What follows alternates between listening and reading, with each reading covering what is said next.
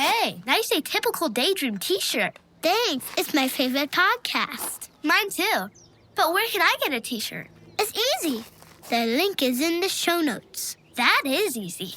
I'm gonna go get one right now. That's a great idea. Thanks. Bye. You bet. Stay cool. The next morning, the other guy comes over, who's a soldier.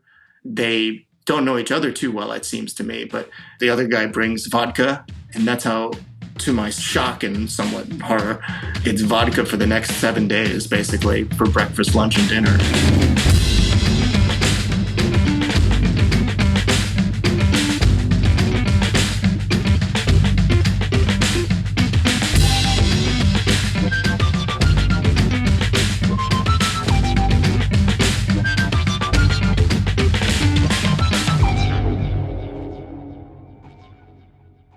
Hello, my Atypical Daydreamers. Welcome to the show. My first guest today is Seth Shelden. He's General Counsel and United Nations Liaison to the International Campaign to Abolish Nuclear Weapons. Many years before his current work, Seth was a professor in the Baltics. One morning, he set out on a strange road trip through the winding roads of Montenegro, a journey that remarkably wouldn't reach its final destination until 10 years later at the United Nations in New York City.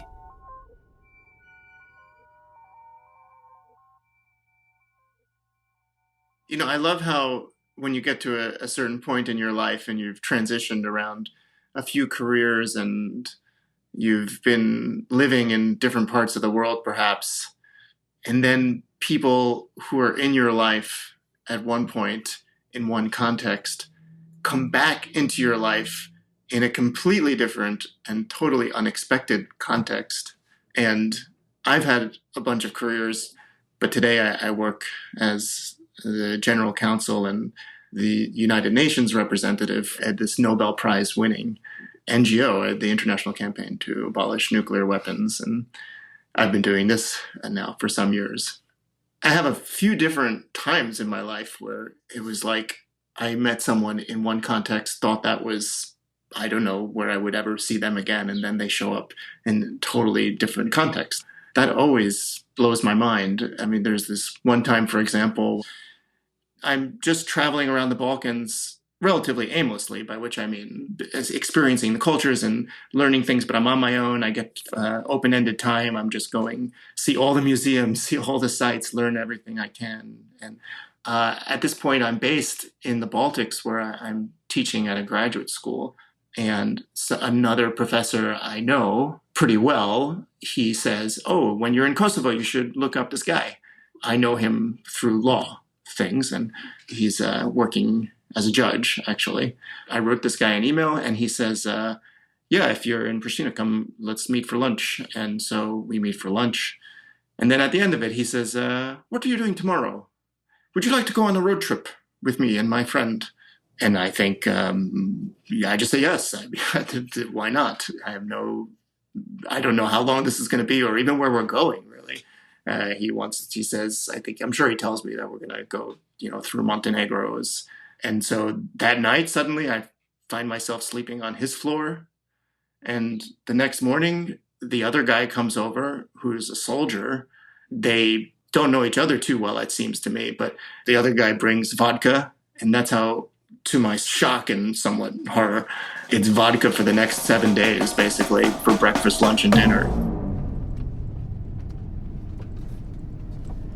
Should perhaps have reconsidered the journey, not my general practice, and especially during a road trip through perhaps one of the windiest roaded countries in the world, in Montenegro.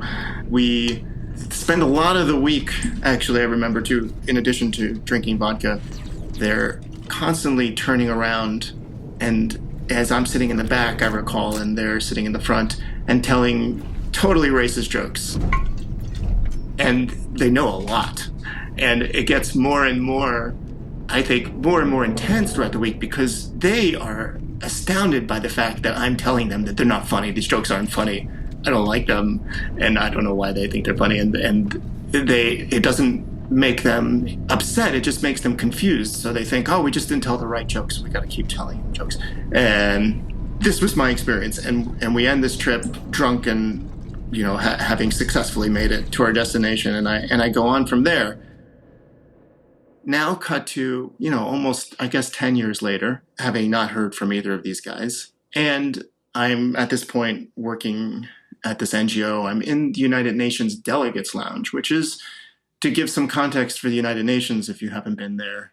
First of all, the UN headquarters in New York is layers upon layers of security. It's not such an easily accessible building, especially outside of tours. And then within the UN, there's highly restricted areas, even for people who do have access, like the Security Council or this Delegates Lounge. Out of the corner of my eye, I see him first just through my side vision as I'm really focusing on this conversation.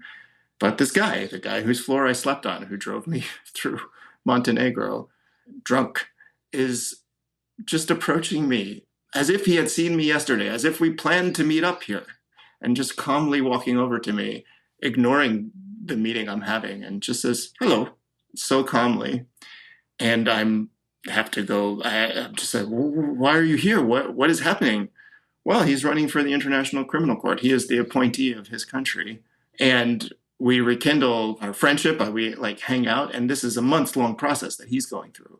So he's coming back and forth to New York where the elections are. And I'm going with him more and more invested in his candidacy and becoming probably better friends with him than I was even during our week together. There were some great moments where we're reflecting on that crazy road trip from a decade ago. And I say, at one point, I remember saying to him, one of my memories of that trip was being in the back seat with you and that other guy telling pretty racist jokes, I thought, throughout the trip. And he says to me, oh, yes, that other guy, he was so racist. Which I thought, well, maybe it was the other guy. And maybe my memory, as all memories are, isn't totally perfect.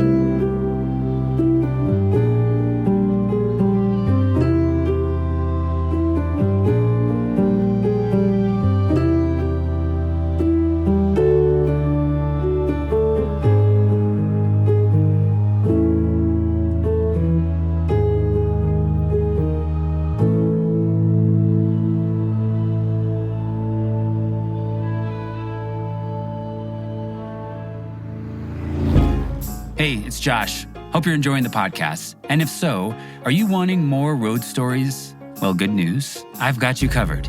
Consider becoming a patron. You'll have access to loads of great bonus stories that there just wasn't time for. And you'll be supporting a truly independent podcast. Find the link in the show notes. And thanks. Now back to the show.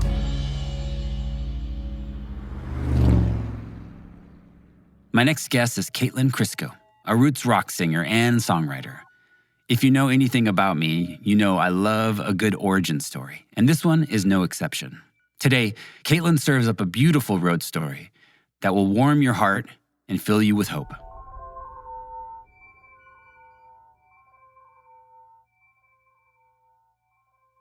I don't think that I realized how much roads would be so symbolic and important throughout the course of my life.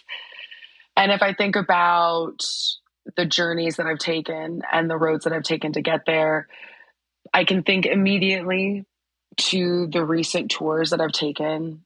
I was just in Europe for 6.5 weeks with my band supporting our new record. But I could go back even further, and it feels almost more potent to kind of start at the beginning of journeys and trips and road trips that really defined my life and kind of started that relationship with roads, right? I'm originally from Michigan, a suburb outside of Detroit. And I really early on was into dance and musical theater and performing. And my teachers and trainers and coaches were all very supportive and really communicative to my parents that there was something pretty special going on with my love and devotion for music and singing and performing. So my mom agreed to allow me to apply to audition for the professional performing arts school in New York City, in Midtown Manhattan. And, that was in and of itself really special that my mom said, yeah, you know what, apply. And if you get in, we'll figure it out. I don't know. She didn't really give it like a ton of thought. It was just like, okay, sure, you can apply. And if you get an audition, we'll go.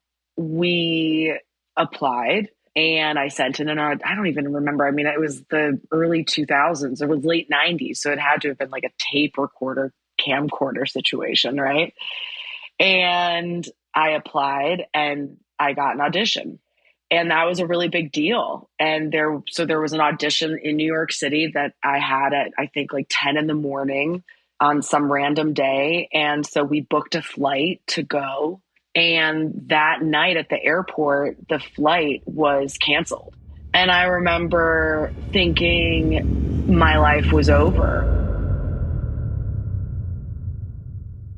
That was it. My dreams were crushed. There goes my New York City dreams and lights. Turn them off, pull the plug. That's it, kid. That was your chance.